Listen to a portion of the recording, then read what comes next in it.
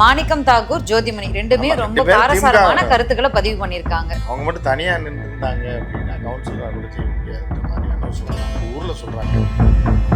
ஆனா ஜோதிமணி அவருக்கு காங்கிரஸ் அழிவு பாதையை நோக்கி போயிட்டு இருக்கு. அது அவங்களுக்கு ஏற்கனவே தெரியும். எல்லாம் கடந்த நிலையில இருக்கக்கூடிய ஜோதிமணிக்கு ஏற்கனவே அவங்களுக்கு தெரியும் காங்கிரஸ் அழிய போகுது அப்படின்னு. பிரவீன் சக்கரவர்த்தி வந்தாரு, ராகுல் காந்தி அவர்களுடைய லெஃப்ட் ஹேண்ட் ரைட் ஹேண்ட் யார் ராகுல் சொன்னாங்க, விஜய் சந்திச்சாரு அப்படின்னு. எங்க விஜய் சந்திச்சாரு?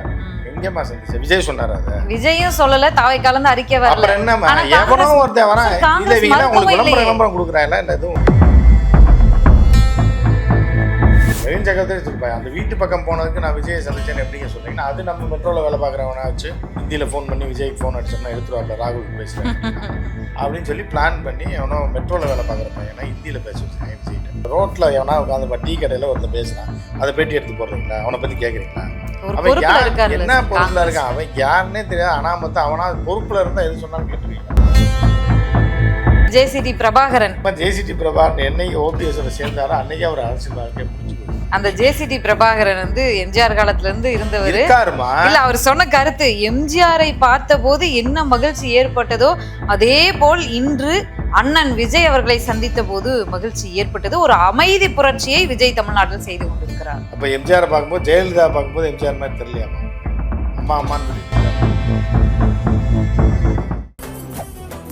மெரிபா பன்னீர் சோடா, ஐ ட்ரஸ்ட் மெரிபா. நேயர்களுக்கு வணக்கம். நிகழ்ச்சியில் சிறப்பு விருந்தினராக மூத்த பத்திரிகையாளர், ஃபர்ஸ்ட் லைன் ஆசிரியர் உமாபதி கிருஷ்ணன் இணைந்திருக்கிறார். பேசலாம். வணக்கம் சார். நல்லா இருக்கேம்மா. நியூ இயர் எல்லாம் முடிஞ்சு இப்பதான் முதல் பேட்டி ஆரம்பிக்கிறேன். ஆஃப்டர் நியூ இயர் 2026 முதல் பேட்டி. எனக்கு நான் எடுக்கிறதுன்னு வச்சுக்கலாம். சரி, ஓகே. காங்கிரஸ்ல என்ன நடக்குது?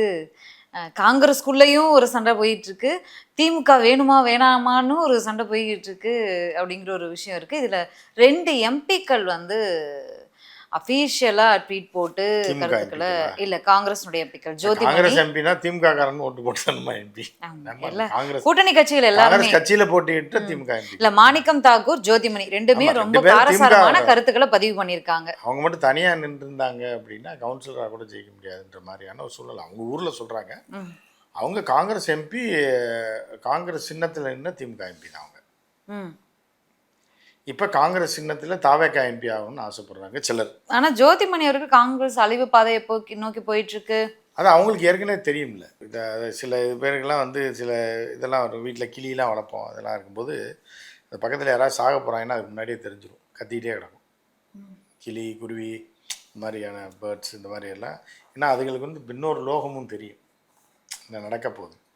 அந்த மாதிரி ஒரு ஒரு எல்லாம் கடந்த நிலையில் இருக்கக்கூடிய ஜோதிமணிக்கு ஏற்கனவே அவங்களுக்கு தெரியும் காங்கிரஸ் அழிய போகுது அப்படின்றது தெரியும், அதனால சொல்லியிருக்காங்க.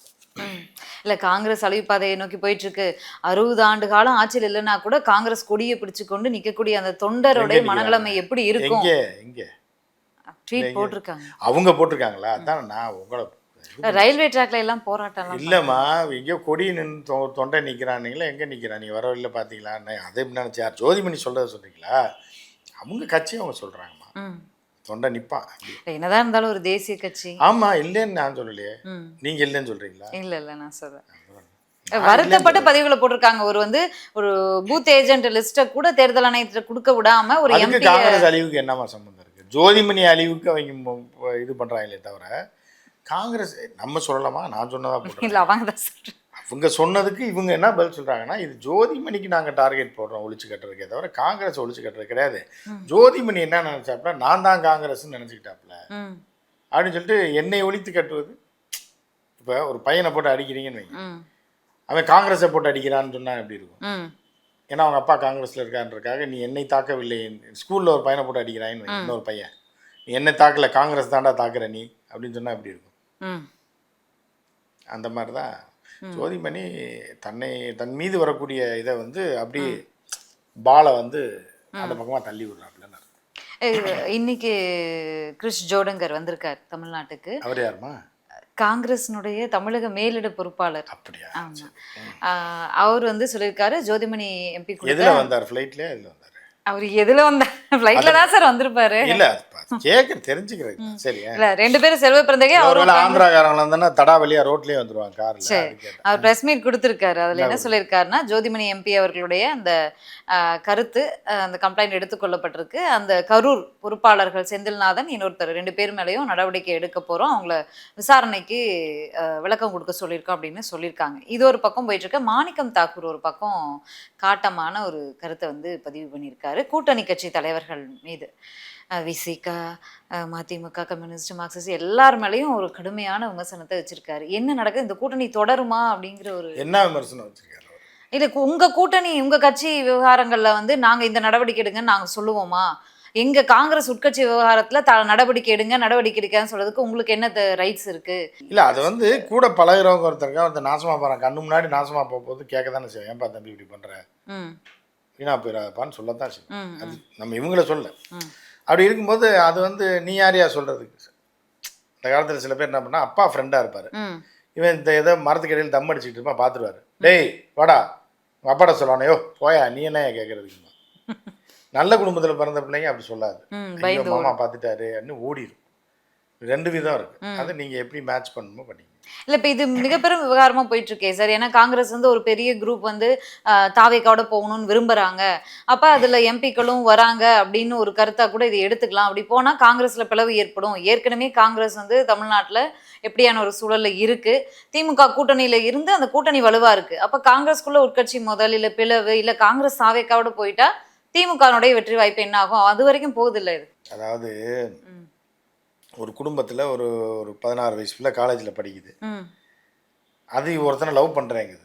அவன் மிகப்பெரிய தெல்லவாரின்னு நல்லா தெரியும்போ அந்த குடும்பத்தில் இருக்கவங்க விடுவாங்களா? ஒத்துக்க மாட்டாங்க. இல்லை அந்த பிள்ளை விரும்புதுன்னா சரின்னு விட்டுருவாங்களா? விட மாட்டாங்க.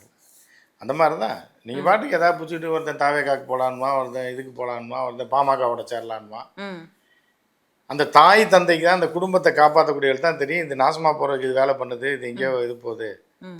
இப்போ நைட்டு 11 மணிக்கு மேலே ஒரு பையன் வீட்டை சட்டையை போட்டு வேகமாக கிளம்புறாமா, 10 மணிக்கு மேலே 9 மணிக்கு மேலே கிளம்புறாங்க. 10 மணிக்கு கடை அடைச்சிருவாங்க. கடை மீன்ஸ் இந்த பிரியாணி கடை இதெல்லாம் ஒரு 8:30 மணி 9 மணிக்கு வேகமாக கிளம்புனாலே வீட்டில் கேட்பாங்கல்ல எங்கடா போகிறேன்னு.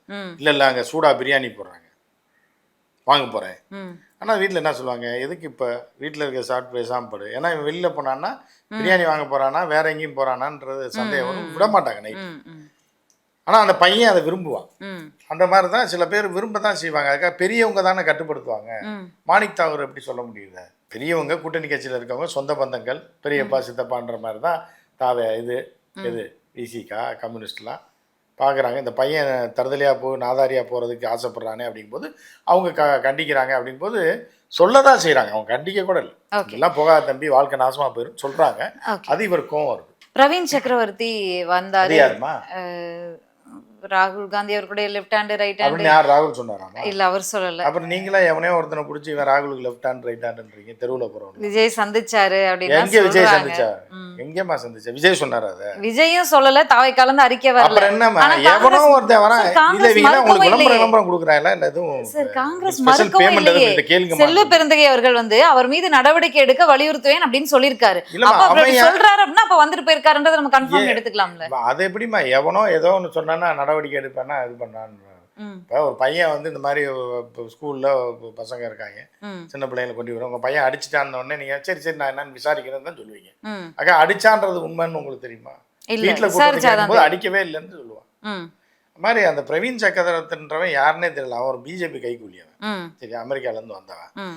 அவர் ராகுலுக்கு ஃப்ரெண்டுன்னு யார் பண்ணையார் மகன் யார் சொன்னான்னா யாரு செந்தில் படத்துல தரையில ஒருத்தர் நீச்சல் அடிச்சுட்டு இருப்பான். இதையே காத்துட்டான். ஏன்டா தரையில நீச்சல் அடிக்கணும்? பண்ணையார் மகன் தான் சொன்னான்.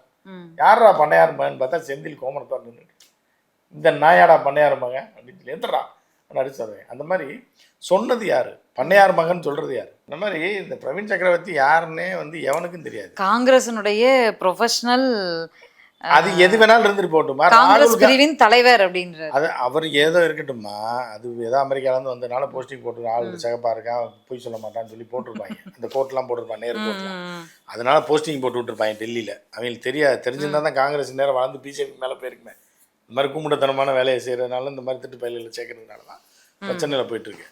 ஸோ இப்போ என்ன அப்படின்னா இவங்க வந்து கைக்கூலிகளை வந்து உருவாகிட்டு இருக்கு பிஜேபி. அதில் ஒரு கைக்கூலி தான் இந்த பிரவீன் சக்கரவர்த்தி. வச்சு உள்ளே வச்சு நீ சும்மா போகிற மாதிரி அந்த ஈசிஆர் பக்கம் போய் விஜய் வீட்டு பக்கமாக போய் இப்படி சுற்றி வந்துட்டு நீ 4 ரிப்போர்ட்டருக்காக 4 மீடியா காசை கொடுத்து பேட்டி கொடு, நான் பார்த்துட்டேன்னு. அவன் கண்டென்ட் கிடைக்காம அலையிறாங்க. 4 பேர் 4 யூடியூப்பில் அவன் எடுத்து போட்டுருவான், இதை பெருசாக்கி விட்ருவாங்க. யாரும் செக் பண்ணல. அவன் பிரவீன் சக்கரவர்த்தி வச்சுருப்பாங்க. அந்த வீட்டு பக்கம் போனதுக்கு நான் விஜயை சந்திச்சேன்னு எப்படிங்க சொல்கிறீங்கன்னா, அது நம்ம மெட்ரோவில் வேலை பார்க்குறவனா வச்சு ஹிந்தியில் ஃபோன் பண்ணி விஜய்க்கு ஃபோன் அடித்தோம்னா எடுத்துருவாப்ல, ராகுல் பேசுகிறேன் அப்படின்னு சொல்லி பிளான் பண்ணி அவனோ மெட்ரோவில் வேலை பார்க்குற பையனை ஹிந்தியில் பேச வச்சுருக்கேன் விஜய்கிட்ட. ராகுல் போல்தாகும் அப்படின்னு. இல்ல தொடர்ச்சியா அதை வந்து நீங்க வந்து பார்த்துட்டு நம்பிட்டு ஓகே, அதுவே ஒரு விவாதம் ஆனது. நம்ம என்னதான் இருந்தாலும் அது ஒரு விவாதம் ஆயிருக்கு. அதோட நிக்காம அடுத்தது வந்து ஒரு ட்வீட் போடுறாரு, உத்தரப்பிரதேசத்தை விட அதிக கடன் வாங்குகிறது தமிழ்நாடு அரசுன்னு ஒரு ட்வீட் போடுறாரு. கூட்டணியில இருக்கு, கட்சி வந்து கூட்டணியில இருக்கும்போது எப்படியான அவன் யாருன்னு முதல்ல சொல்லுங்கம்மா. அவன் கேட்க என்ன சொல்லியிருக்கான்றதை விட அவன் யாருன்றதுல ரோட்ல எவனா உட்காந்து டீ கடையில ஒருத்தர் பேசுறான், அதை பேட்டி எடுத்து போடுறீங்களா? அவனை பத்தி கேட்குறீங்களா? குப்புசாமின்னு ஒருத்தர் கூட இப்போ காலைல பேசியிருந்தார் டீ கடையில். அவர் இப்படி கேட்டிருக்காரே காங்கிரஸை பற்றி அப்படின்னு சொல்லி கேட்பீங்களா கேள்வி?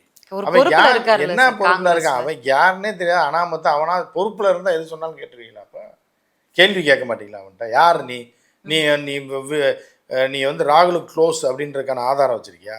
இல்லை விஜயை சந்திச்சதுக்கு ஏதாவது ஃபோட்டோ வச்சிருக்கியா? இல்லை ஆதாரம் வச்சிருக்கியா? இல்லை ஏதாவது இருக்கா? மறுப்பும் வரலையே சார், மறுப்பும் வரலையே. ஆமா, விஜய் வந்து எல்லாத்துக்குமா தெருப்புரிக்கு போற வர எல்லாருக்கும் ஏதோ இல்ல. ஓகே, இப்படியான விமர்சனங்கள் தமிழக அரசியல் களம் தேர்தலுக்கு இன்னும் 3 மாசம் தான் இருக்கு, நம்ம கூட்டணியில இருக்கோம், அப்ப திமுகவுக்கு ஒரு தலைவலியை கொடுக்குது இது அப்படின்னு. விஜய் வந்து ஏன் காங்கிரஸ் தலைமை ஏன் இதை கட்டுப்படுத்த மாட்டேங்குது அப்படி? அதான் சொல்லிட்டாரேம்மா. அப்புறம் உங்களுக்கு மாநில தலைவர் பெருசா தெரியல, அதை வந்து கேட்க மாட்டீங்க. ஏன்னா அவர் மாமூல் கொடுக்கறது இல்லை யாருக்குமே. மாமூல் கொடுக்கறதுல விளம்பரம் கொடுக்கறதுல நம்ம வாங்குறதும் இல்லை சார். நீங்க வாங்குறது இல்லை, நான் உங்களை சொல்லலை.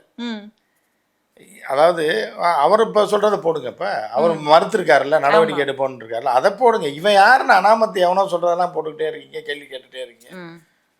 அப்படிங்கும்போது இதெல்லாம் வந்து சில விதை கிளப்பிடும். அவங்க கிட்ட நீ விஜயை சந்திச்சதுக்கு என்ன ஆதாரம் இருக்குது? தாவேக்காவும் அறிக்கை கொடுக்கல, ஃபோட்டோவும் வெளியாகல, எதுவும். நான் வேற உதாரணம்லாம் சொல்லுவேன், ரொம்ப கேவலமாக இருக்கும். சரியா? அதனால் வேண்டான்னு நினைக்கிறேன். இன்னொரு பிரேக்கிங் சார், நேற்றைய பிரேக்கிங் பார்த்துருப்பீங்க. தமிழ்நாடு காங்கிரஸினுடைய உதாரணம் சொல்கிறேன். அந்த நடிகையோட நான் உறவு வச்சுருந்தேன் அப்படின்னு ஒருத்தன் வந்து சொல்லுவான். உடனே நீங்கள் கேட்குற கேள்வியை பார்த்தா அந்த நடிகை பதிலே சொல்லலையே, அப்போ இருக்கும் தானே அப்படின்ற மாதிரி இருக்குது நீங்கள் கேட்குறது. எவனோ ஒருத்தன் அனாமத்து வர்றான்றான். அவன் ராகுல், நான் கூட தான் இவரு க்ளோஸு ஒபாமாவுக்கு, பழைய ஒபாமாவுக்கு ஃப்ரெண்டு, ட்ரம்ப்புக்கு பயங்கர க்ளோஸு. போடுங்க பேட்டி எடுத்தனே. தமிழ்நாடு காங்கிரஸின் சொத்து பாதுகாப்பு உறுப்பினர் சூரிய பிரகாசம், அவர் செயற்குழு உறுப்பினர். எதுலமா கண்டுபிடிங்க? யூடியூப்ல இருந்து டவுன்லோட். அட்வொகேட்டும் கூடவா அவர் தாவேக்காவுக்கு மக்களிடையே பேரலை இருக்கு அப்படின்னு சொல்லி காங்கிரஸ்ல இருந்து விலகி தாவேக்காவுல இணைகிறாரு. யார் யாரோ இந்த பேர்லாம் எங்க எடுக்கிறீங்க? ஓட்டர் லிஸ்ட்லயா? செய்தியில வந்தாதான் சார் தெரியுது. எந்த செய்தியில? யூடியூப்ல எவனா போட்டு விட்டுருப்பாமா, நீங்க வேற எதையாவது எடுத்துட்டு வர்றீங்க. அதே மாதிரி ஜேசிடி பிரபாகரன், ஓ பன்னீர்செல்வம் ஆதரவாளராக இருந்தவர், அவர் போய் தாவேக்காவுல போய் சேர்ந்து. ஆதரவாளரா? யாரும் ஆதரவாளர்? ஓ பன்னீர்செல்வத்தினுடைய. அப்பயே அவர் இதாயிடுச்சு. சில லவ் படத்துலலாம் சொல்லுவாங்க, எப்போ காதல் முறிஞ்சு இன்னொருத்தனுக்கு எங்கள் வீட்டில் கல்யாணம் பண்ணி வச்சாங்களோ அப்பயே நான் செத்துட்டேன் அப்படின்னு. புரியுது? வாழ்க்கை முடிஞ்சிச்சு. கேள்விப்பட்டீங்களா அந்த டைலாக்ல? அந்த மாதிரி ஜேசிடி பிரபாகரன் என்னைக்கு ஓபிஎஸோட சேர்ந்தாரோ அன்னைக்கு அவர் அரசியல் வாழ்க்கை முடிஞ்சு போகுது. இன்னி அவர் எங்கே போய் டிவிக்கேல சேர்ந்தான்னா, விடுதலை சிறுத்தையில் சேர்ந்தான்னா எவே இது பண்ணுவோம். இல்லை, அவர் சொன்ன கருத்துக்கள் வந்து காலையிலேருந்து கருத்துக்களை பார்க்காதீங்கம்மா, யார் சொன்னான்றதாம. இப்போ திருவள்ளுவர் வந்து திருக்குறள் எழுதுனான்னா நம்புவாங்க. நீங்கள் வந்து நீங்கள் 4 லைனில் 2 லைனாக எழுதிக்கிட்டு, புரியுதா? நீங்கள் வந்து நான் ஸ்ரீவித்யா குரல் அப்படின்னு ஒன்று போட்டிங்கன்னா எவனாவது புக்கு வாங்குவானா? இல்லை உமாபதி குரல்னு போட்டால் வாங்குவானா? வாங்க மாட்டான்ல. திருக்குறள் அப்படின்னா அந்த புக்கு 50 ரூபா கொடுத்து வாங்குவோம். அந்த மாதிரி வீட்டுல சும்மா இருக்கு. இல்ல, ஒரு கருத்துக்கு நீங்க கண்டிப்பா பதில் சொல்லி ஆகணும் சார். அந்த ஜேசிடி பிரபாகரன் வந்து எம்ஜிஆர் காலத்துல இருந்து இருந்தவர். இல்ல, அவர் சொன்ன கருத்து, எம்ஜிஆரை பார்த்த போது என்ன மகிழ்ச்சி ஏற்பட்டதோ அதே போல் இன்று அண்ணன் விஜய் அவர்களை சந்தித்த போது மகிழ்ச்சி ஏற்பட்டது. ஒரு அமைதி புரட்சியை விஜய் தமிழ்நாட்டில் செய்து கொண்டிருக்கிறார். அது ரைட்டுமா, அவர் சொல்றதெல்லாம் ஓகே தான்மா. அப்ப இவ்வளவு நாள் ஓபிஎஸ் சிபிஎஸ் பார்க்கும் போதெல்லாம் அவருக்கு அந்த மாதிரி தெரியலன்றதை எப்ப சொல்றாரு? இப்போ சொல்கிறேன் 10 வருஷங்கள். அப்போ இடைப்பட்ட காலத்தில் என்ன பண்ணிட்டு இருந்தார் அவர்?